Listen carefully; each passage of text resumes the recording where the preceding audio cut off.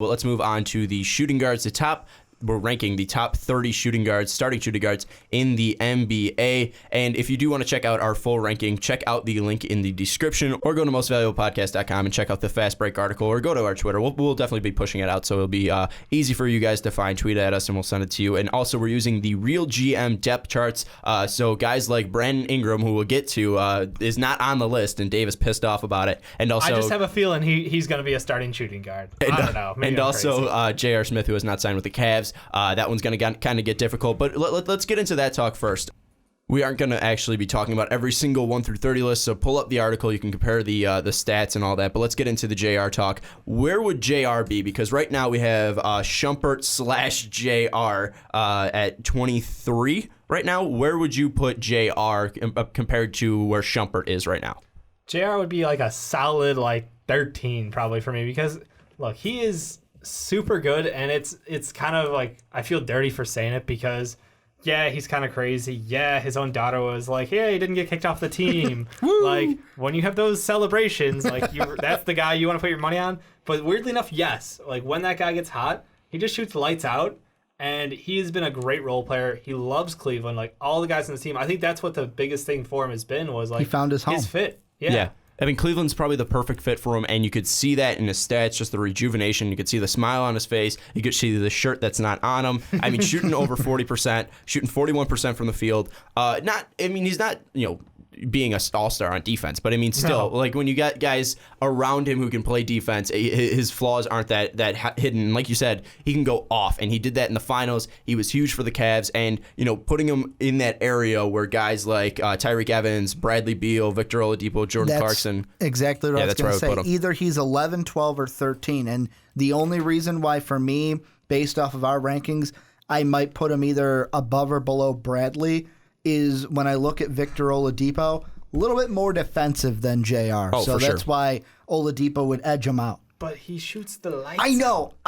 And that's why he'd probably go above Avery Bradley and both Tyreek. Yeah. All right, but let's get into, I think JR will definitely be a big part of that Cleveland team. Assuming he signs. Because we haven't seen him sign yet. We haven't heard any talks developing yet. LeBron took all the money. Yeah, LeBron took all the money, so it might be getting rid of someone. But yeah, we'll definitely have to see where JR comes out. I take $100 million, and then you give $100 million to JR. But JR, how does that work? Anyways, let's get into let's dissect this a little bit. We'll break it down from 20 to 30. What guys is kind of impressing you or kind of shocked that is there? Because right now the guy that I'm looking at is Josh Richardson. I don't know why you guys have him so low right now because Josh Richardson, I think he's better than 24 where we have him right now. I think he's going to take a huge jump, and especially with guys like Luol Deng being off the team, Joe Johnson, he's going to get more playing time. He's going to be relied on. He's a fantastic three-point shooter. He's got a lot of athleticism. I do want to point out, though, Josh Richardson ended up at 24, but none of us had him at 24. You were at 20, Sean. I was at 22. Dave was at 23. The big thing that, looking at the math, letting you guys in on it, that bumped him down was you had Gary Harris so much higher than me and Dave. Well, I kind of regret that. Then. Yeah, that was the main reason because you had Gary Harris in your personal at 19. And how the math worked out, he was just so high to where Richardson got bumped down lower than all three of us. Well, I fucked up. Yeah, it's on you, Sean. You're like, guys, why are we doing this? Sean, it's your fault. Because right now we have Josh Richardson under Iman Shumpert / JR, but JR will be higher, like we just said. Yep. Tony Allen, who can't shoot the ball. But he plays amazing defense. He does, but he's a one-trick pony. Fair enough. What you can use him. He's not a super well-rounded player. I'll give you that. It's kind of like 4-on-5 on offense and then 6-on-5 on defense. So it does balance out to 5-on-5, but then again, I feel like in the NBA, if you don't score points, you're not valued. But defense is very valuable. It just doesn't show up on the stat sheet all the time. When you're a shooting guard, like for me personally, it may be in the name, but it doesn't mean you have to do it. For me personally, this is what I looked at.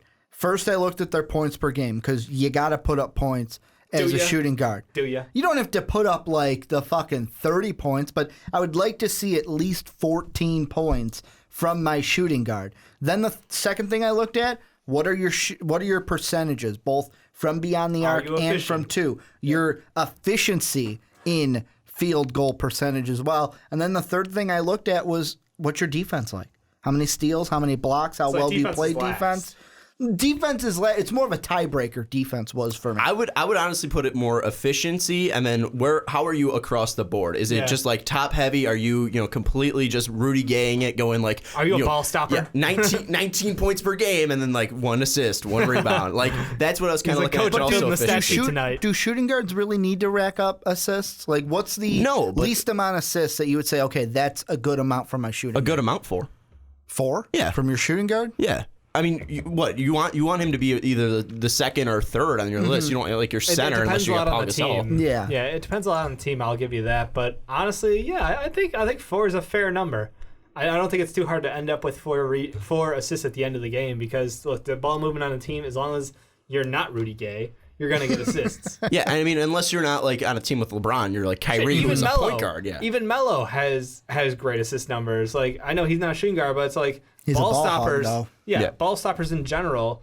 You can make an effort, a very small one, and still get good numbers and assists. And the guys we're looking at here, I mean, really from 20 to 30, outside of guys like Rondé Hollis-Jefferson, who was just young and injured. He That's only why played like 20-something games. Yeah, I mean, we didn't see that much from him. He can take a jump up. And guys like Josh Richardson, those guys who are younger, and Gary Harris as well. Everyone else is basically washed up.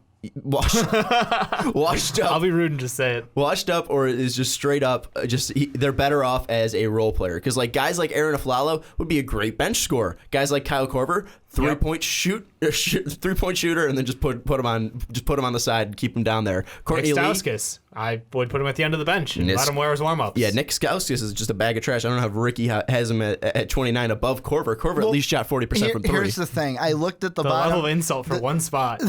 I looked at the bottom too. I looked at the math. I said it wouldn't matter. Fuck it, I'm going to put Korver at the bottom. Why do you hate Korver, though? It wasn't hot sauce, no, motherfucker. it wasn't I hate Korver. It was I looked at both of you had Korver here, then Stauskas, and I wanted to be different. Contrarian. And knew it wouldn't matter in the end. We have your podcast. Anyways, but looking at 20 through 30, I mean, it's kind of like what we talked about with Moutier and Russell, where guys like Hollis Jefferson, Richardson, and Gary Harris can take that jump, and it's more of these guys from 20 to 30 are really just going to be role players for their team and aren't going to be anything like all-star guys or moving it up. But when you get to 19 to basically like 7, because that's how evenly close shooting guards are. I mean, all these guys can be all-stars because at 19 we have Devin Booker. Like, I don't know how Devin Booker, how we just gave him so much praise, is that low for us. I had him at 16, and I even had him higher before I actually went through. For some reason, I had him at 15. Ricky. It was Zach LaVine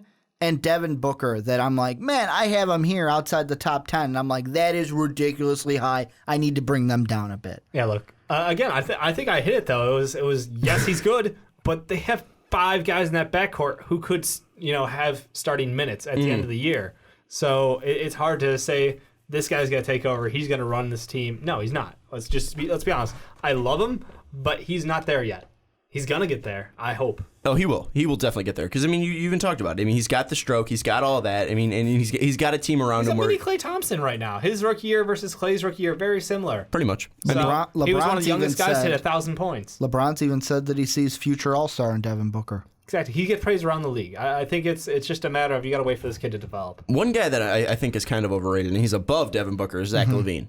I mean, looking at him, I mean, we talked about efficiency. 38% isn't bad for a second-year player. Not bad. And shooting 45% from the field, not bad. But then again, looking at it, it's just like, all right, you didn't. It doesn't feel like you make that much of a difference. And again, like even when I talked about it, assist numbers, he's near 4. Is it also the team he plays on too? Because he's got the rookie of the year on his team. He's got a point guard that Minnesotians, they love him in Ricky Rubio. I like Chris Dunn better. I'm sorry. And that team is just so stacked. Look, he's the third option on that team offensively. Let's be honest. And what he does bring is phenomenal dunking skills. That's why I think that's why I had him so high. We all enjoy that. Phenomenal. We all enjoy that. So that's the thing. It's like, look, he is a decent shooter, not a great shooter yet. He's great when he drives to the hole, but again, his game is still limited. He's still young, so we're gonna give him you're gonna be coming along, but he's in a way better position because he has a starting role. He gets the minutes and he gets to develop alongside all those guys who are in the same age group as him. And honestly, that team is like, he's in a great spot to succeed. Like you can say that about him. Oh, he is. And if he gets a ring, I wouldn't be shocked at all. But then again, when I look at him, it's more of I don't know if he's going to hit his cap. Because I don't know if this is his cap where he might average a little more because he'll get more minutes. If he went to a different team? No, but like if he stays on this team, okay. I think he kind of hit his cap where he will be that third option, scoring from like 17 to 14, which is good. But I feel like he won't get the same recognition where it's more of this guy, they're winning because of this guy. They might be like, well, they won a game because of Zach Towns and LaVine. Wiggins. Yeah, but let's be honest, they drive that team. He doesn't need to be that guy. No, but I mean at the same time, if he goes like say in 2 years he goes to a different team, like I'm saying he could probably put up like 2 more points a game easily without a problem because he'll be such a conditioned role player at that point that like if you expand the offense to include him a little more, I think he could step up at that point. He could, but also then again, looking at him, I'm also like, all right, well, he could be just a better Shannon Brown to me because like if you look at Shannon Brown's minutes, he played like at least 2011, 2012, like 11 points per game, but Shannon Brown played less minutes, shot around the same percentage, both from 3-point field goal and free throw from the free throw line. I mean, I just feel like he is kind of locked in unless I don't know if he. So do you see him like falling back to a secondary I just don't know if he can take a big of a jump. Okay. I feel like people are expecting him to take that big of a jump. So from going where we have him at 16 to going into the top 10, like I just don't see him taking that jump. I would be a little more hesitant. I think Devin Booker's more likely to make that jump. For sure. More than Zach LaVine. Yeah, and I mean guys like Monta Ellis. I mean I'm not that high on Monta Ellis. Why do you guys have him so high? He fills out a stat sheet to be completely honest. Like his stats across the board are solid. Like in no way is he a bad shooting guard. That's the honest answer. He's old, no argument there, but he's still good enough. I mean that's if I have the choice. Like in the long run, who am I going to go with? The young guy, obviously. But for like one season, that's what we're doing here. Well, who's next season? How are they going to play out next season? Well, I think he's going to outperform some of these guys. And I mean, for me, it was a fact of, okay, he can be below this guy. Okay, I can put this guy. And for me, I got to a point where it was like, I can't put any of these guys below him above him. Like, I just can't do it. And to me... So you tried to tank him down. Well, it wasn't I tried to tank him down, but like, the only one for me that was like, okay, I'm going to put him above is I put Tony Allen one above Monta Ellis. I had Monta at 19. I mean, I don't know. I don't think that's terrible. And I had him at 20. So, I mean, it's around that ballpark. See, and I had him lower than that. I think I had him at 21. I don't know how your math is working here. Yeah, Ricky math here. 22. I had him at 22. I don't know how this math's working Same out. Here. But yeah, no, I mean, just guys like this, like Caldwell Pope, I feel like is going to take a jump. Like kind of from 14 to 19 outside of Monta Ellis, these guys are either going to make it this year in Devin Booker, Jordan Clarkson, Caldwell Pope, and LaVine, or it's just going to be they're hitting their cap. That's their landing spot. I feel like this is their year to break out or just kind of bust. And maybe outside of Devin Booker, because Booker does have a couple more years to grow. But like LaVine, Caldwell Pope, and Clarkson, I feel like will finally. I think Clarkson is in a great spot already. I don't expect him to continue growing because his future is to be a sixth man. To be blatantly honest. Well, and that's the thing of, I mean, we could have put Brandon Ingram in there, and we probably should have. We probably should have said, fuck it, let's put Brandon Ingram in there. We'll see if he goes shooting guard for his first year because of his weight and his, They could go small, too. I mean, they could put, I mean, Luol Deng played power forward in the Heat for the playoffs. That rejuvenated him, weirdly enough. We might be able to see that, and maybe they'll put Brandon Ingram at the 3, and they probably will put him in the starting lineup the first game no matter what, just because he's Brandon Ingram. He's the number 2 pick. You got to try him out. No matter what lineup you go with. Exactly. All right, let's stop messing around with the guys that might take a break, and let's go up into the top 11 because those are the guys that because I want to throw in Victor Oladipo because we love talking about him here. What guys are overrated in your mind? Chris Middleton. Why? What? It was one of those things for me. Is it because he's in Milwaukee and doesn't get the attention? Team length. Let me just team length. let me explain this one. I was looking at Middleton, and for me, it was at first I looked at you guys and I went, why is he so high? There's guys that I think should be above him, and if you look at his stat sheet, it is good. I think a part of it is too kind of disconnecting that, okay, he plays for Milwaukee and they're bad, so I have to kind of disconnect that a little bit. But for me, I kind of had Chris Middleton a lot lower. Like I had Oladipo above him, I had Bradley Beal above him. But the thing about Bradley Beal, where I was like, maybe I shouldn't have him so high, is the injury concern. Kind of like what we talked about with Tony Allen, where Allen only played 25 games. But with Beal, should he be above Middleton? because of his injury problems. He also plays with John Wall, and Middleton doesn't have that same kind of person next to him. I also had Nicholas Batum ahead of Chris Middleton. So for me, that was the guy where I had 46 and 40% respectively. He put up over 18 points a game. Again, no, like I said, and kind of not put around like I where looked at the the stat assist sheet numbers and as well. Yeah, it was pretty much 4 and 4 for assists and Had rebounds. 2 steals, close enough. mind-boggling for me. Didn't know where to put him. Mine was in a bottle. Didn't know where to put him. I think D-Wade's completely fucking overrated. Come on. You're I mean, just jumping up to get that off your head. I needed to get it off. 7 overall. I mean, 7 for D-Wade. And I want to give as much respect to D-Wade as I can because Dwayne Wade, one of the best players in the past 20 years. And he pulled out in the playoffs. Like he did. He went all out. And he even shot efficiently from 3. And that was surprising for D-Wade. Unprecedented. But honestly, I mean, looking at the Chicago Bulls team, we've talked about it, there's going to be no flow of this ball. There's going to be no outside shooting. Yeah, but it's coming into this season. Yeah, coming into this season, what do you we expect still him to see be? this team. But is that the thing? Are we taking the system that they're going to be Yes. in now Yeah, with because this? how's he going to play on that team? I don't Because know how's he gonna play on the play damn Heat team? in this- Because Bradley Beal was injured half the 'cause year, so if he's going to play 20 games, I'll put him at the bottom of the list. Because I looked at it, I've seen what kind of a player he can be. I looked at his stats, and his stats from last year are what you want a shooting guard to be. He shot 26% from 3.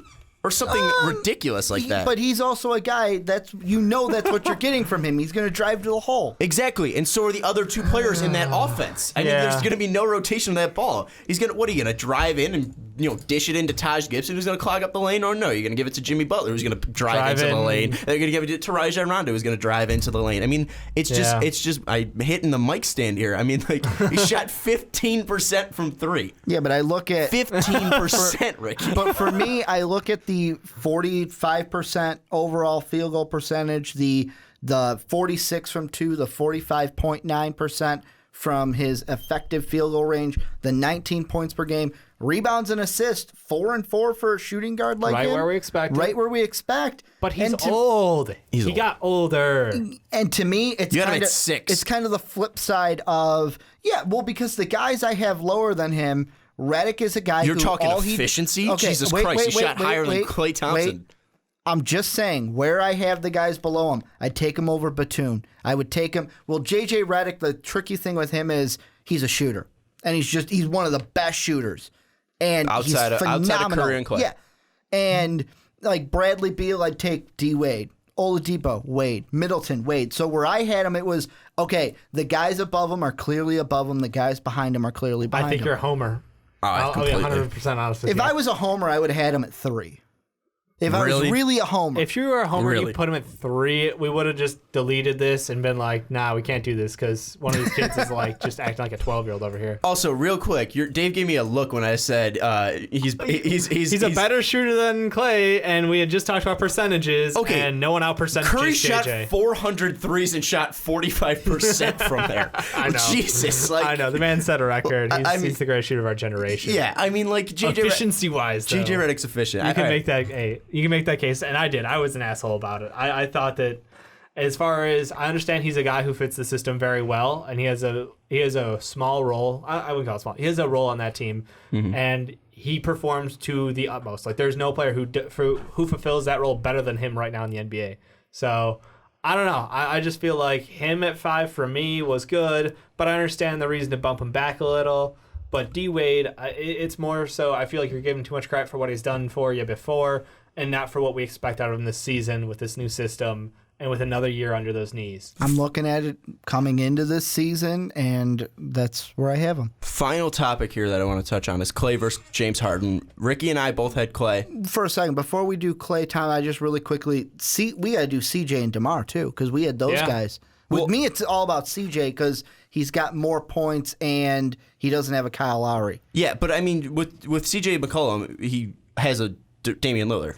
So, I mean, he has a Damian Lillard. I mean, it's not like Batman's he's... his Robin. Yeah, it's really like CJ came out of nowhere as well. I mean, CJ was most improved player, and with DeMar DeRozan, I mean, it's like he's been doing this consistently. So maybe if CJ does this again next year, then I'd be then I'd be more impressed and more inclined to put him there. But I mean, also DeMar has the better team. It performed better. It was more of it was splitting hairs with them, and it was just more DeMar did it more more He consistently. did it more better. He did it Just more say it. You're trying to. I can More see better. you like chugging through that one. But Plus fancy dunks. I know fancy dunks are always going to give you more points. But look, CJ is very good. I've got him higher because of his outstanding outside shooting and his ability to work in their offense. Look, DeMar DeRozan is, I don't want to say a ball stopper on the Rudy Gay level, but he's not very good for ball movement for your team. That's fair. CJ continues with ball movement. I think him and Dame, yeah, I give a lot of the credit to Dame still. And like you said, we saw this breakout year from CJ, and I really want to see it continue. I've got him ranked really highly because I expect it to continue because that team has only improved themselves. They haven't taken a step back. So I think his role will maintain at that same level, and he'll get more comfortable in it. So I only see improvement for CJ. DeMar, I feel like, I don't know if we've seen the best because, like you said, he's consistent at where he's at. This might be his top out point. DeMar, I mean, really outside of 10 feet is not that efficient. I mean, He drives and he gets free throws. Yeah, the right corner, the right elbow is very efficient for him at like 44%, but the left elbow he shoots about 36%, top of the key 37%, the wings 37%. He's got 43% on the right wing. But I mean, really, he does struggle at least shooting the ball, and I understand your ball stopping point. So I mean, with CJ, I think it's just he needs that one more year. Fair enough. And I think it was close. I had him at 4. It's a respectable argument. And 4 and DeMar. 3. I mean, we're arguing over hairs there. You had James Harden at number 1. Fuck, I did. Ricky and I had Klay Thompson. Make the argument. He put up a stat sheet that has been only matched a handful of times in the NBA by all-time greats last year. All-time greats. Barely made the playoffs. Barely made the playoffs. I'll give you that. He And also set the record for most turnovers. Doesn't play defense. That's my big thing. It's hard to play defense when you're the only source of offense on your entire That's team. fair. And he can play defense when he was more motivated. He did. But when you're out there, like, averaging over 30, I forget his minutes per game, but it was high. And look, he was their only source of offense. He was everything to that team. He was their point guard. He was their shooting guard. He was everything to them. He was their coach on the court. Like, they fired him early in the season. Like, nah, James, you got this. He also had 374 turnovers, which is an NBA record. It's going to happen when you're the only one handling the ball. That's fair, and he's still number 2. I'm not saying he's a bad player. The thing is more of... An unparalleled stat line in the history of the game. Not unparalleled, but on the top level with the greatest of the people and who have ever played it. Versus Klay, who is a Robin, in my logic. He's still the second man. You're not wrong with that. But I'll give it to you. That man goes off and he wins games. Like, by himself, he will win you a game. If Steph's the best shooter in the league, Klay is not far behind him. Klay is too. Klay is a fantastic shooter. If we're talking about the current NBA, Klay can also play defense as well. I mean, looking at Klay, he can do it all. You don't have to worry about the defense. And is he in the perfect system? Yeah. Probably. I mean, James Harden is in no system, and he's willing his team to win. He's going in lane. He's fouling out centers and power forwards to make the game easier on his own guys. They don't take advantage of that nearly enough. He is that team. Like, I can't. It's the Houston James Harden. He is that team, but Klay has more rings, and Klay has been there. Oh my God! more Make the often. ring argument. I fucking swear. I wasn't going to even bring that in. It's just true, though. When it came down to this pick, Who kicked James Harden ass in the past 2 years in the playoffs? but Klay. but with rings, it's more than just different in one this stat. person. Yeah, it's different. I looked at it this way: who's got the more scoring? By not that much, but it's still 7 points. It's a lot of points. 29 to 22.1. James Harden. Yeah. To me, who's the better shooter? Klay. James lives at the line. No one's going to argue that. My last one. Who plays better defense? And it came down to Klay. That's why I put him number 1, because he can do. I can put him out there. He can give me 22 a night. He's your number 1 stopper on defense. He's a solid shooter. If he wasn't playing defense, the Warriors may have no rings. Clay's also a very good passer. If he doesn't go off for like 30 and a quarter multiple times this year, he has that capability. We know how defensive Steph Curry is. So you need that defense from Klay Thompson, where he's also got Draymond to rely on. But James Harden is the defense. He is that team. That defense isn't that good. I know. Look, trust me. Opponents average over 100 points a game, probably like 115, like realistically, against the Rockets. But when you're a one-man team, I can't give him enough credit because I feel like he got snubbed from the first, second, and third team All-NBA over politics and bullshit. Dave's salty over that. I am still salty over that because he deserves respect. I just can't believe, like, the stat line he puts up and the literal amount of respect he gets because of that. Also, real quick, you said his turnovers were basically, he was basically the whole team. I mean, the year before that, the year before that when he made the Western Conference Final, still was averaging 4 turnovers a game. This year he averaged 4.6. So I mean, he still turns over the ball a lot, and he is trying to create plays. But he's also the point guard. Clay's. He is, but you still can't turn over the ball 4.6 times a game. But when you handle the ball more than anyone Chris else Paul on the team doesn't do that. combined, well, Chris Paul is like the John Stockton of our era of point guards. All right, well, if he's a point guard, I mean... But James Harden's a shooting guard. That's my point is, as a shooting guard, he is also taking the responsibility for a point guard. That's why I give him the extra credit, because when you have that many touches on the ball during a game... If you combine those 2 guys on that team, Clay what's their average turnover for 2 guys? Clay usually has to guard the best defender or best player on the other team. He has to usually defend that best player. So I mean, like he usually takes on. He's playing 2-way full time. Yeah, I understand. So he's got to take. But James Harden's playing full-time. 2 positions on offense. Yeah, but also Clay. They both play 2 positions. Well, I'll give you that. They both do. One does a 2-way, one does a 2 on offense. So we'll pose the question: who is better, Klay Thompson or James Harden? Tell us in the comments down below. Again, do not forget to check us out on blogtalkradio.com/mostvaluablepodcast. That's where you could check out our full podcast. Also in the description below, you can find our Twitters and social medias. Don't forget to check out patreon.com/mostvaluablepodcast. That's going to wrap this up. Also check out the article where we rank this all out. So if you were following along, you can check it out. Or if you want to just check it out in post listen, you can check that out in the description as well. That's going to wrap it up for Dave and Ricky. I am Sean Anderson, and we will see you next time. Thank you for listening to this MVP podcast. Follow us on Twitter @MostValuablePod for more great podcasts.